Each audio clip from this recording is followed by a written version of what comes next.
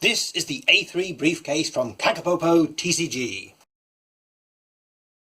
It's 14¼ inches wide, which is 36½ centimeters. It's 9 inches deep, which is 23 centimeters, and it's 4¼ inches tall, which is approximately 10½ centimeters. But don't forget that the external features of the case will protrude a little more. It has a metal handle at the front and 2 hefty clasps on each side to keep it closed, which are lockable. It stands upright very well, and there are 4 plastic feet on the bottom, 1 for each corner. The latches are easy to flip, one-handed. The locks do work, but they're not for the faint-hearted, because you do have to give them a little bit of oomph when they get round and they make a nasty noise. But it is locked nice and securely, and it's the same key that opens both of the locks. They look quite generic, so it may be the same 2 keys that everybody gets, but if you've got young inquisitive children, you might want to keep it locked to stop them opening it up and chucking everything everywhere. But obviously don't lose the keys. But you probably will, won't you? And it opens up like so. The lid rests open quite comfortably. Each hinge at the back has a steel bracer, so the weight of the lid is not resting on the actual hinge itself, meaning the hinges shouldn't become damaged through opening and closing and will still shut perfectly. The lid has a lovely textured foam which will keep everything compressed and well protected. Inside there are 2 main compartments. You get some unsecured foam for the lower compartment, and there are 4 removable dividers which attach via Velcro, so you can reposition them with ease, and they'll fit just as well in either of the 2 rows. The bottom surface is a smooth rubber, which should stop things moving about, and the divider and all 4 of the sides are covered in a lovely soft cloth texture. This is an unsleeved card. As you can see, there is a little bit of travel to and fro. It is slightly higher than the centre divider and almost flush with all of the outside edges. This is a card in a penny sleeve which will add about 2 or 3 millimeters to the height. There's maybe ½ an inch or 1.5 centimeters gap at the top before the foam kicks in, so you shouldn't have anything pressing down on the tops of your cards. If you add in one of the foam dividers, your cards in sleeves will fit nice and snugly. But do note that the foam doesn't quite reach to the edge, so you might have some cards which are going to slip underneath there. And it also means that you can't use the dividers either. Velcro walls means that you can put your cards in along the length of the case like this, or across the width of the case like so. You can place your manuals on the top and close the case quite easily, and the lovely compressible foam in the lid will keep everything snug and safe and stop it moving about. This case does come with a goodie bag of 18 dividers in 6 separate colours. Each of the colours has a little tab, so you can have left, centre and right. They are some kind of plastic, so you could easily pop stickers on them and write on, or maybe write on them directly with a marker. They don't match up directly with the Investigator's colours, but with a bit of imagination or customisation, you can easily use them to help keep things sorted. And the lid will still close.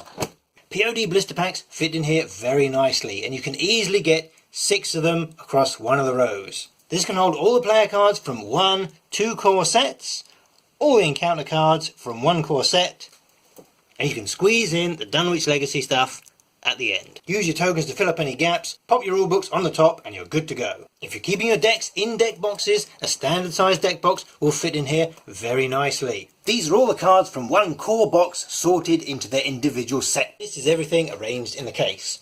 We've got all our Investigator cards, the Investigator specific cards, and then the weaknesses, and then we've got the neutral cards, and then we've got the Seeker, etc, etc, etc, etc.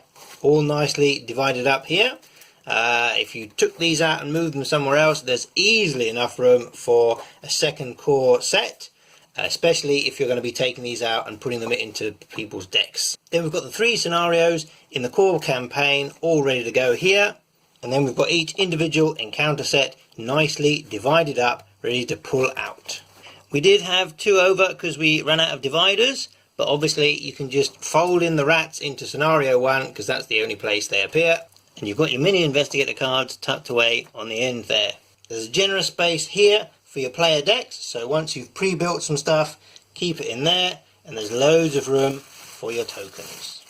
As you can see, there's plenty of room for expansions, particularly if you start making your own dividers. And if you do have 2 core sets, so you aren't doubling up on the encounter sets here, you can fold those into each scenario, so you literally just grab and go.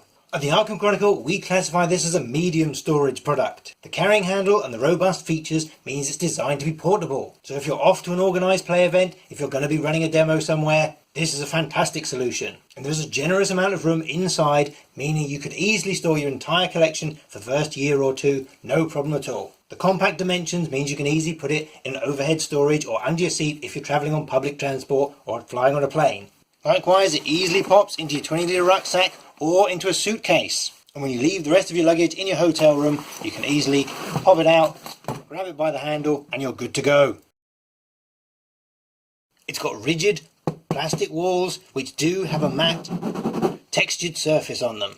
There's a plastic strip that goes around all of the edges, and the corner and centres have steel reinforcers. This kind of surface is going to show up finger marks like crazy. However, just give it a wipe with a cloth and a bit of household detergent and things will look much better. This is a plastic case with a reasonable seal, which means if you live in a high humidity environment or you're travelling to high humidity places, you don't want to leave this permanently closed, because unlike a wooden box, this won't breathe, and so your cards can suffer. When you're not transporting it, just make sure you leave it ajar or put plenty of silica gel inside.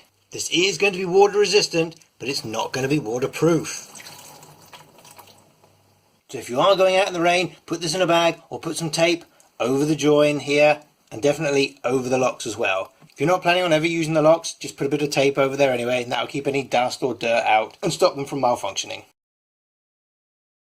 If you do want to configure it entirely crossways, you can get 234 cards in one of each of these pockets here, which is all the cards that come in a core set. You'll be able to make 6 areas, and one of them will have a little bit of extra room, so you could turn the cards crossways, or you can pop your token bag down the side where it fits nice and easily. And it holds 300 unsleeved cards with ease. If you do insist on using unsleeved cards, this may be the ideal box for you. Because it's soft and padded all the way around, it will protect your unsleeved cards. This is 900 unsleeved cards across the full width of the case. We've put in 2 of the Velcro dividers here, and you've still got enough room to actually view your cards and pull out some. If you just wanted to cram in as many cards as possible, you could easily fit 1,000 and then another 1,000 unsleeved cards. And you can put the loose foam back down the side to keep everything nice and secure. For sleeved cards across the case, using the 2 Velcro dividers and allowing for browsing room, you can fit 225, 550, 775 and still have room to squeeze your resources and your chaos tokens at the ends.